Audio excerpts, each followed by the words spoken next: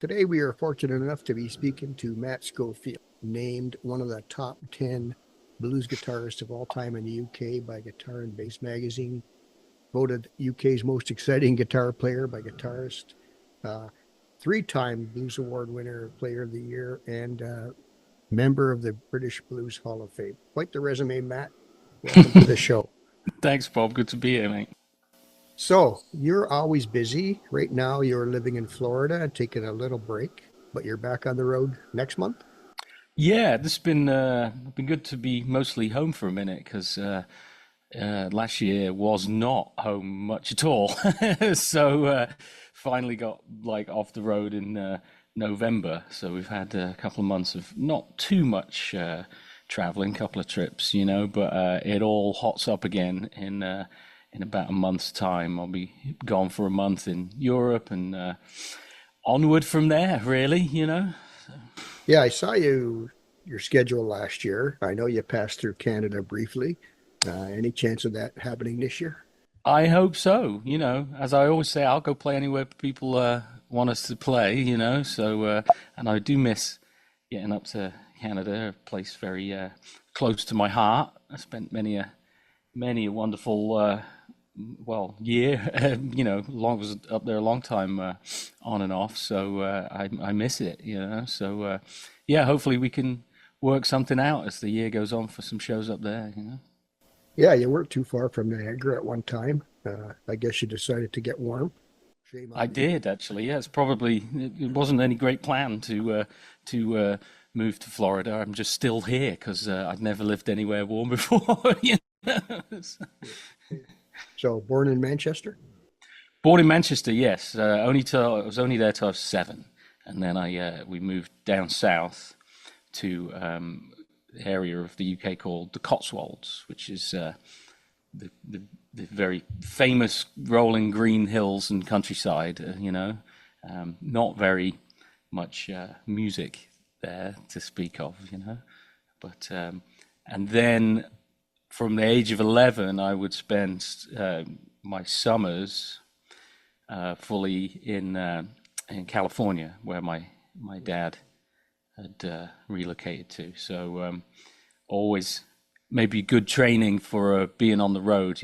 Always been traveling across the world from the age of 11. So Yeah, um, you seem to and be I'm very busy. Now, notice you mentioned B.B. King and Albert Collins and Steve Ray Vaughan and your hmm as influences early on, but you're hmm you're far more eclectic than that.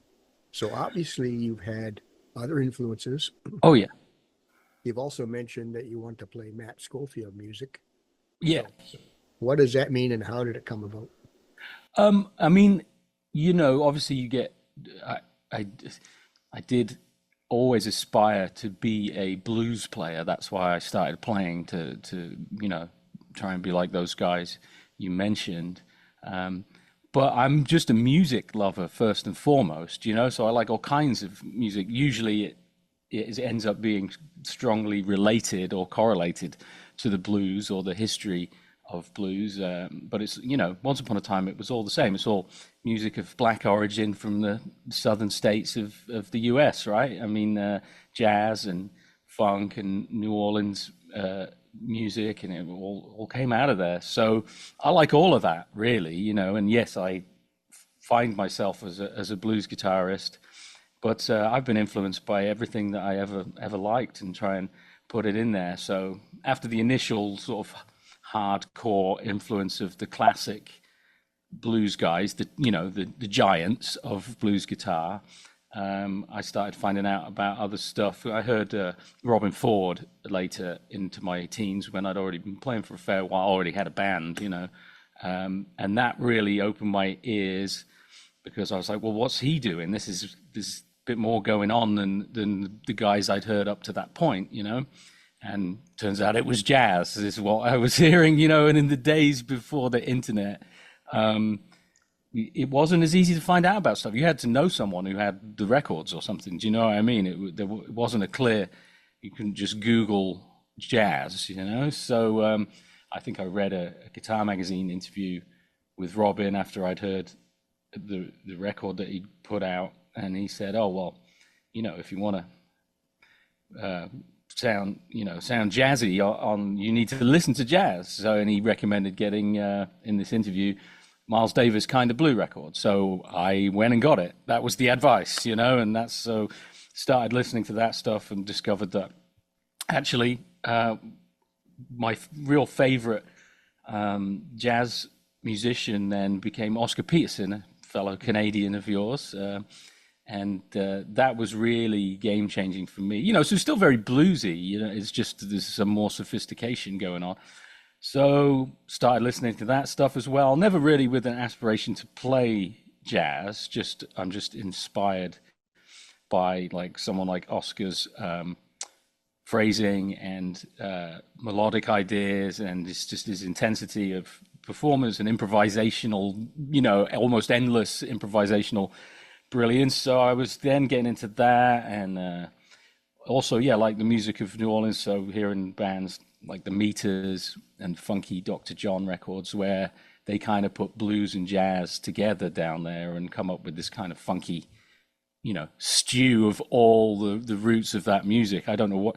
Whenever I'm in New Orleans, I'm like, well, I don't really know what you would call this. It's not blues like Chicago blues, and a lot of it's not. Jazz. I mean, obviously they've got the traditional jazz coming from Louis Armstrong and what have you, but now it's just this big gumbo of all those things, and so that was very influential as well. And obviously growing up in the UK, some of the classic rock, what would be considered classic rock these days, but it was really blues. So Hendrix and Clapton. So I'm just a product of everything that's come before. And then, like I say, I guess it is blues, but my stuff, I've never tried to be any kind of blues. Like I've never tried to be Texas or Chicago or, that doesn't feel legitimate to me or authentic. So I just have to be what I am. And that's all the different things. Yeah, makes sense. And Robin Ford is one of those guys who's a player's player. Mm-hmm. Peers love him. They get him. Mm-hmm. And I think you've definitely evolved into that group, that echelon, if you will.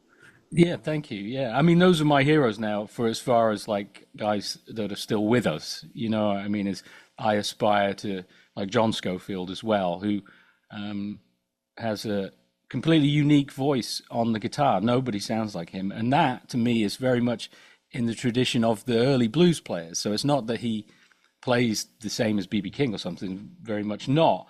But in the same way you could put B.B., Albert, Freddie, Albert, and later on Stevie and all next to each other. And well, they're all the greatest blues guitarists of all time, and they all sound completely different to each other.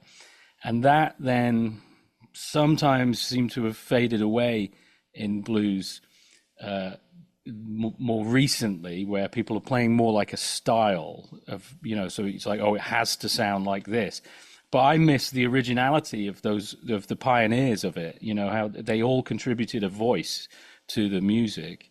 And so sometimes you hear that a bit more in jazz these days, where, like John Schofield or Mike Stern or Pat Metheny, or these are giants on the instrument, and they all have a signature sound very much. And another hero of mine that probably almost no one knows unless they're really heavily into guitar would be a guitarist called Michael Landau, who's everybody's heard playing on thousands of hits on the radio. He's on everybody's record in the last 40 years, But as a solo artist, I think he's like maybe, for my taste, the best alive, but it's not blues, but it is bluesy. It's kind of Hendrixy his playing, but it's also, a bit in a Jeff Beck sort of way, like he's like a sonic painter of the guitar. And there's definitely a kind of a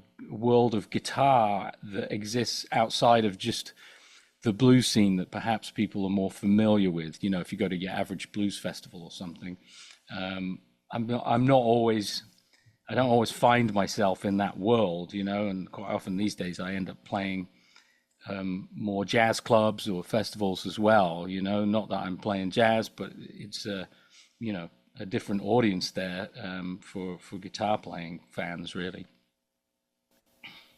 Yeah, well, you mentioned Jeff Beck, and he's another one. He never stayed the same. He's Right. always changing, and he never worried about that. Do you try to get a sound, or would you rather just do what you want and that's what you're presenting? Yeah, I think I don't even know if I have that much choice in it. Do you know what I mean? I just kind of do what I do, and it comes out how it comes out. Um, and I've always aspired to refine it down to my sound. That's like a lifelong thing, though. So yeah, it's more of a process of refinement these days than somehow some arbitrary idea of getting better, if that makes sense. Do you know? I mean, I'm not really worried about that. I just trying to make it, just trying to please my own ear, and then hopefully it will please other people's too. So I think of it more like that. But yeah, I did not. It's not like I could play some other way if I wanted to. It just sort of is what it is. Well, from my perspective, you definitely are better. And I don't mean better in terms of technicality or how good you are. 15 or 20 years ago, when I first saw you, Yeah, to now, yeah, you are definitely evolved into that. yeah. Just, your sound is so distinct now and so impressive that Thank you. Yeah, that's what it is just keep kind of like whittling it down. Because in some ways it's like I mean, like BB owned one note, when he just does the he hits that. When I used to go see him as a kid, and the band had played a few songs, and then they'd bring him out and he'd pick up Lucille, and he'd just open up the volumes and just hit that first root note. It's just the root note of the key that the band's playing in with that vibrato. And it's like, there you go. There's BB King from one note. Just no mistaking. And so, like, that is like the end level goal of that's the ultimate to me, is it's not being able to play a bunch of stuff. It's like to just if you own that sound like that, and all those guys, those are all the guitar heroes throughout history are not necessarily the most complex or technical players. Some of them are, but what they all are, you can pick any of the famous guitarists, like Santana. It's a sound. It's just Carlos Santana. It's like that's the highest level of achievement as an artist, in my opinion. well, like I said, you're definitely among that group for whatever that's worth. Um, Thank you, Bob. Not as rich as those guys, though. That's the only bit I'm missing. how so? Oh, you mean money wise? Money wise, yeah. I just, I missed the era of making money in the music industry. So Yeah, that I could do some of that Eric Clapton, Carlos Santana money. Maybe I have yeah. to start a Now, shoe company like Carlos or something. now we talked about that the other day about how tough it is now. Yeah. What's changed the most that's making it so hard for musicians to make a living? Well, there's just a lot of factors that I think they feed into society in general. The expenses keep going up. You know, um, Around everything, as we all know, stuff continues to get more expensive. So your money doesn't go as far on the road, and well, we could talk about the record industry for a whole podcast, but it's obviously streaming has massively affected income from recorded music sales is almost non-existent. I mean, now it's owned by these tech companies, and the record companies are in collusion with the tech companies these days, so they make all the money. It's like you get paid pennies for streams while the owner of Spotify is a multi-billionaire. So it's like, well, the money's going somewhere, but it ain't to the people making the music. Um, and Obviously, then I think just society as a whole, there's a lot more options for entertainment these days. Do you know what I mean? People, once upon a time, pre-technology and things like that. When I grew up, there was three TV channels in the UK when I was born, and then the fourth one came about in the 80s, and then I remember the fifth channel coming about. But that was it, you know. You had like three or four channels on TV to watch, so there was more, I think, more of an incentive to go out and have uh, other experiences, live music being one of them, you know. And so it's competing for people's attention now, and that's okay, you know. I enjoy all the great TV series that we get these days. I enjoy them myself. You know, I wouldn't want to not have those to watch. But yeah, so there's a lot more competition for people. And I think in the case of younger people, they've just not really been exposed to certain kinds of live music. That they just, you know, it's just something they're not really even knowing exists as an experience that you can have. And as an improvising player myself, I consider it, you know, my show, or when I go see one of my favorites, it's an experience. It's like, you know, I want to be like having a great meal, and you have to sit there and eat it and to experience it. You know, a picture of the plate is not the same as eating the meal. And so that's how I see an experience like live music. And I just think some people, you know, aren't even familiar with that being an experience that you can have. And when it's put in front of them, often they really enjoy it. You know, I remember we played a festival years ago. This is when it really dawned on me about this stuff.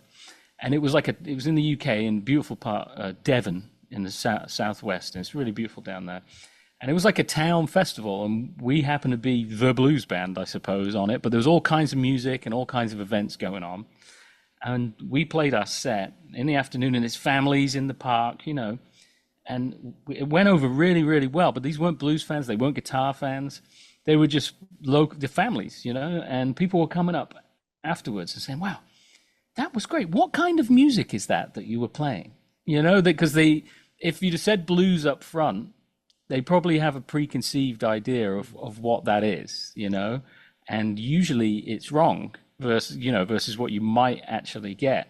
So I said, well, yeah, that's actually blues we were playing. And I'm like, wow, I really enjoyed that. I didn't think I would like blues, you know. And so when it's put in front of people, live music or live blues, it's not that it fails to connect, you know. It's just getting it there and getting people out, and you know, everybody obviously when the economy is tough, when people are struggling, the first things to go are perhaps luxuries such as live music. You know what I mean? So it's very complex. It's very complex. But the main takeaway is I'm extremely grateful to have got away with doing this for as many years as I have, and I don't have any intention of stopping, regardless, you know, of the economic state, or you know, I'll still be going out and playing. So that's good. Yeah, it's interesting you mentioned that, because we had you at the Canal Bank Shuffle a couple of times, and we made a conscious decision near the end to bring in a couple of diverse acts to draw new people in, and especially Blues in the Battlefield.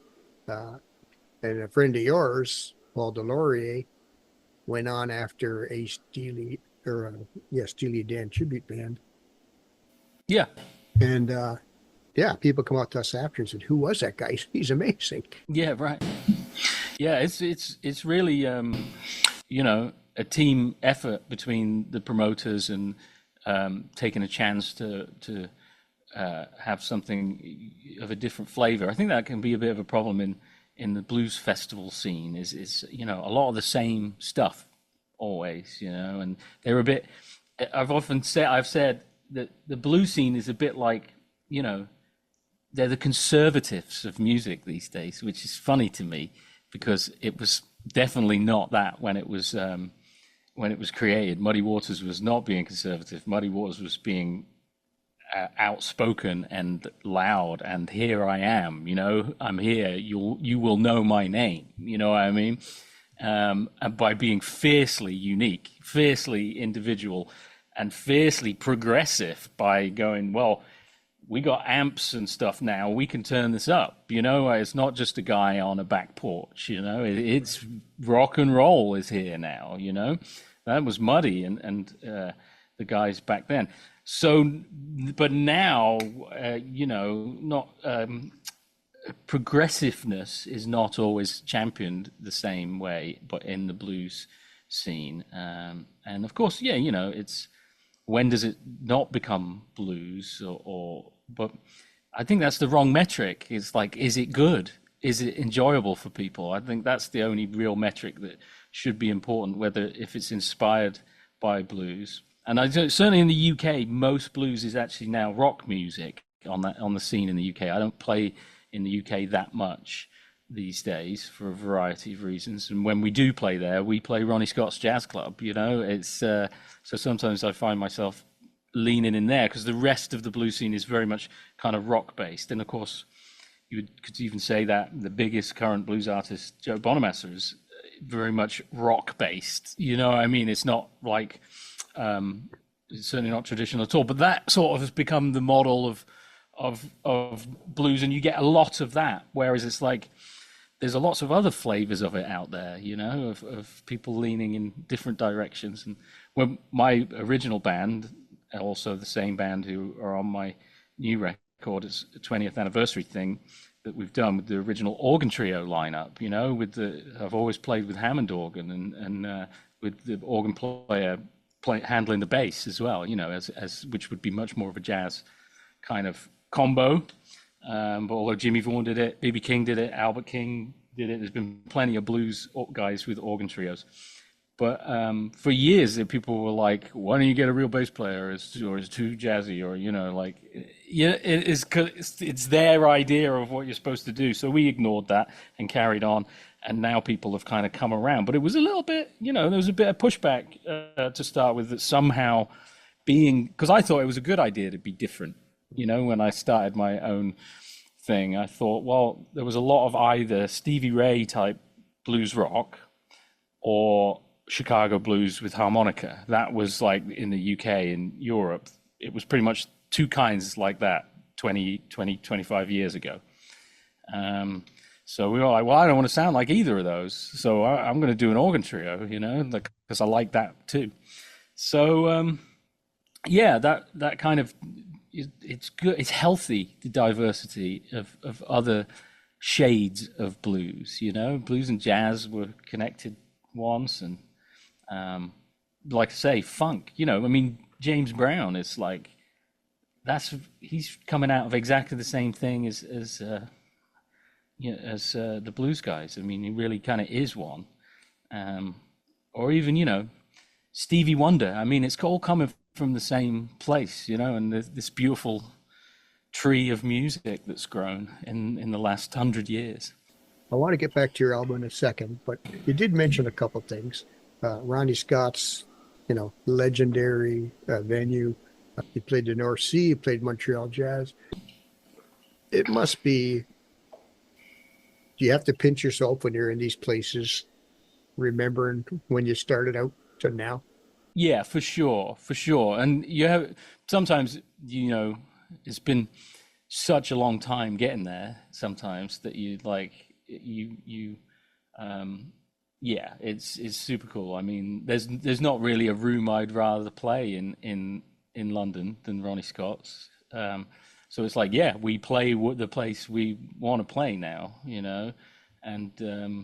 and sell it out. We've sold out every show we've ever done there completely. So that's like, but it's sort of bittersweet because it's like, well, clearly that is what it should be. We sell out the shows at Ronnie Scott's, but I wish I had something like that every weekend. Do you know what I mean? It's you're kind of 1 foot in living the dream, and 1 foot in we got to wait till next year to do it again. So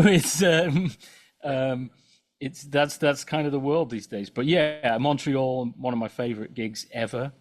And if you're listening, Montreal Jazz Festival, I did it 4 times between 2007, but the last time I think was 16. So that'll be, well, they haven't booked me for this summer. So it'll be 10 years, if they book me next year. So I'm due to come back, that's for sure.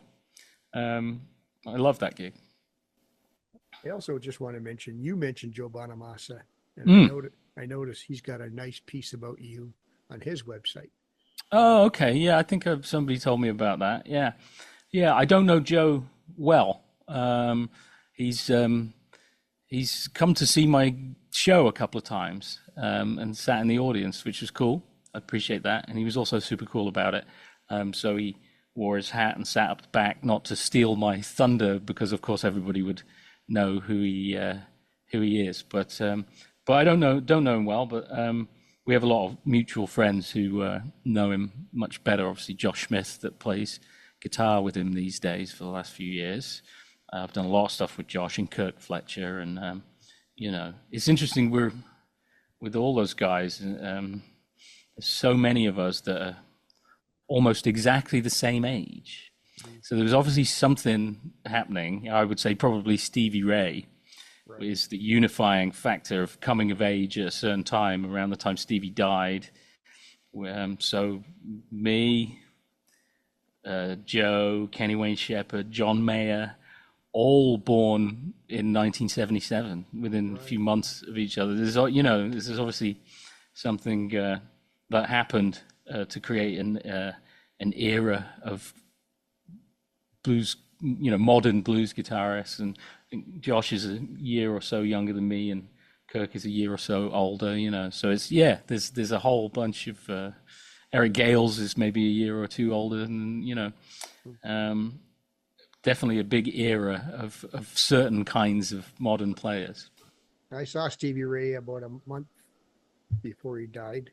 Oh man, Super sad, but yeah, I never got to see him live. I just discovered him just before he got killed, and so I was 12 years old, turning 13, so it was a bit early for me. But yeah, I was probably about 60. Okay, so your new album, what's it yeah, about? What's it about? What's it called? Where can we get it? you'll be able to get it next month. It's the finishing touches are being put on it now, and I'm just going to put it up and out there to the world.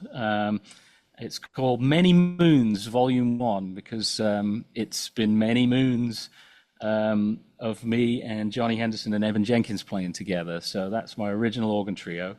They were the guys on my first few records that started my whole solo career. So it's 20 years ago this year, 2005, since my first studio record came out.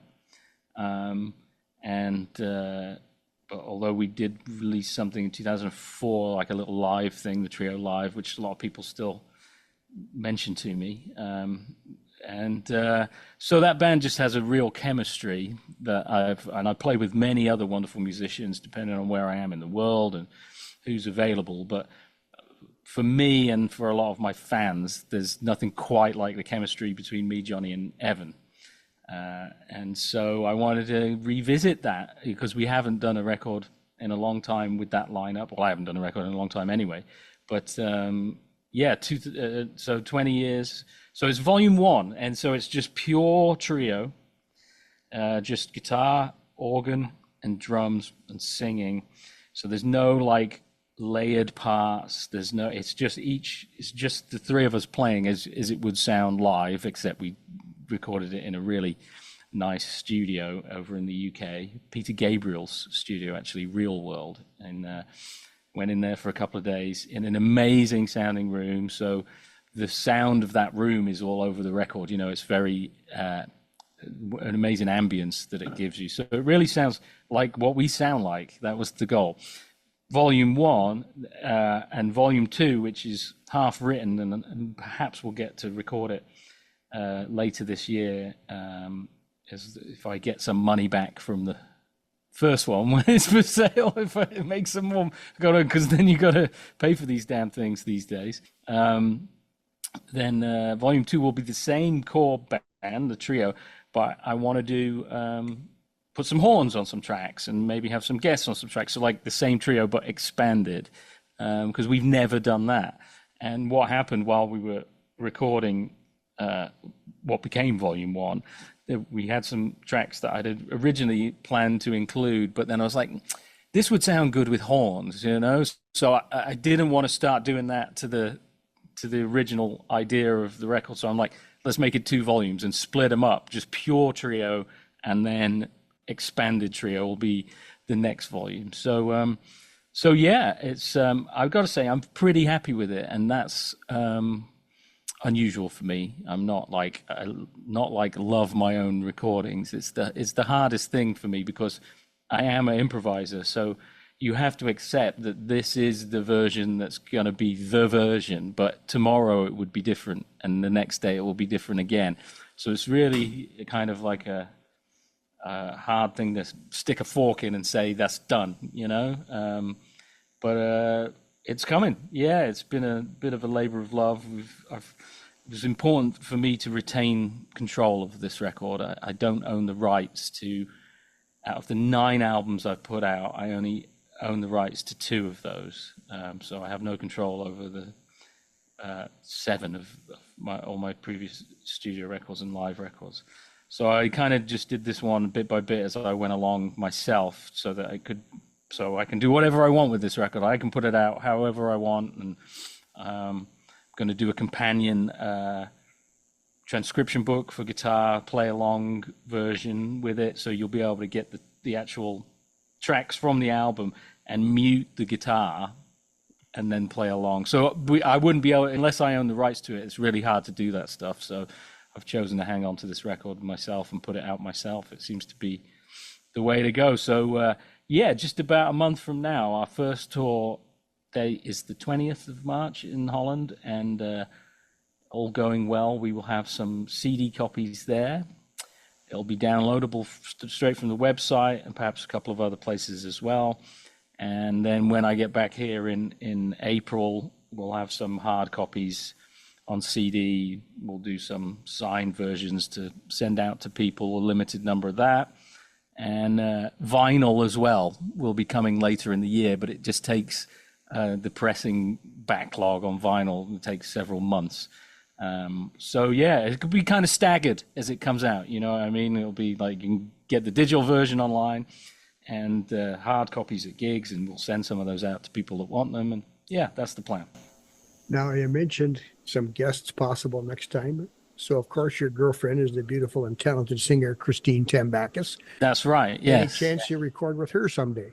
Well, I absolutely plan to have her as one of the guests on this next record, because she does tour with me and comes out and always sings a couple of songs with us, which is something I'd never done before. And but she's an incredible singer, and it's been an interesting experience, you know, because it's something a little different for me to bring a guest vocalist out. But I think by that point in my set, when I bring her out, you know, people have heard a lot of guitar and they've heard, you know, and it's just a really nice change of pace for a minute. And interestingly, the first solo I play in the first song she sings usually gets like a fresh response. So it almost puts my playing on fresh ears by having Christine join us. So I really enjoy it. And, you know, I do plan to have her on the record. And we've talked, I kind of planned out and actually discussed with some people a whole record together. But that's something that she's not so much into doing. She prefers to be more supportive than the featured. That's just, you know, just what she prefers. She prefers to be part of something rather than the featured artist. So that's up to her. We'd all love for her to want to be in front of a band all the time herself, but she did that for years, and you know, sometimes the music industry can leave a bad taste in your mouth as well. I don't blame her for not wanting to run a band. You know, like that's a whole undertaking that fills up most of my day, is not playing music, but is like figuring out how to do this, you know, and taking care of all the tour management needs and logistics and all of that. So it's a lot, and some people just, that takes the fun out of the music. You know what I mean? If you have to spend all your time figuring out how to be able to do it. So anyway, she'll definitely be a guest on this on the volume 2 for sure. There's a couple of songs that I love that she sings with us, and you know, I think, and people, yeah, people, everybody loves her everywhere we go. It's a really great addition. So That's right. You're fortunate in that she is so good. yeah. I've seen some artists with not so good girlfriends come out. Well, you know, and we've considered that, of course, because people have a kind of presumption, right? You know, it's like the Yoko Ono effect, right? Where, and you do consider that, but It I takes remember about 3 seconds. It takes about yeah, three to get over that. She's yeah, awesome. exactly. So, and I wouldn't do it, you know, if she, it's like I wouldn't be bringing her out. It's like when I did a festival in. Where were we, in Italy or something, and the agent that had booked it, I brought her out, and afterwards he's like, she's really good, you know, like he's thinking it's just my girlfriend coming out, you know. And I said, yeah. I said, well, I'm no fool, you know, what do you take me for? I'm not, you know, I'm not cheapening my stage with someone just because it's my girlfriend, you know. It's she deserves to be up there, and she's a lifelong musician herself, you know. She's so it's not like, hey, you want to try singing with the band, girlfriend, you know. It's funny, but yeah, of course people kind of prejudge that, but yes, it speaks for itself, I think, when Oh yeah, for she sure. opens her mouth. Yeah. Now we're almost out of time. So, Yeah, man. um, is there anything you want to say to those people back in Canada you left behind? Yeah, I just I can't wait to get back and play for everybody. It's you know, it's been such a big part of my life being spend time there, you know. So and unfortunately the you know, borders and currency fluctuations make it particularly difficult at the moment, you know. I think is that's the main difficulty is making it work financially for us. Otherwise, I'd be across the border and touring, you know. So I hope to see everybody soon. And yes, and I do have so many friends up there. That'd be great to see, you know. That's my life really, is trying to catch my friends and family when I'm passing through, you know, because I'm always on the road. So I'm fortunate to be able to do that. And but I do try and put some time onto almost every tour to see the people that are important to me whenever, as much as I can, you know. So it's like, and I haven't got to do that for Canada for a while. So fingers crossed. Okay. I just want to thank Matt Schofield for sitting in today and sharing all those great stories and experiences. Thanks for being here, Matt. Thank you, Bob. Thanks for having me. Always a pleasure to talk to you and play for you. And hopefully we'll do it all soon in the Great White North. Take care, and we'll talk to you soon. Cheers, mate. Thank you. See you later.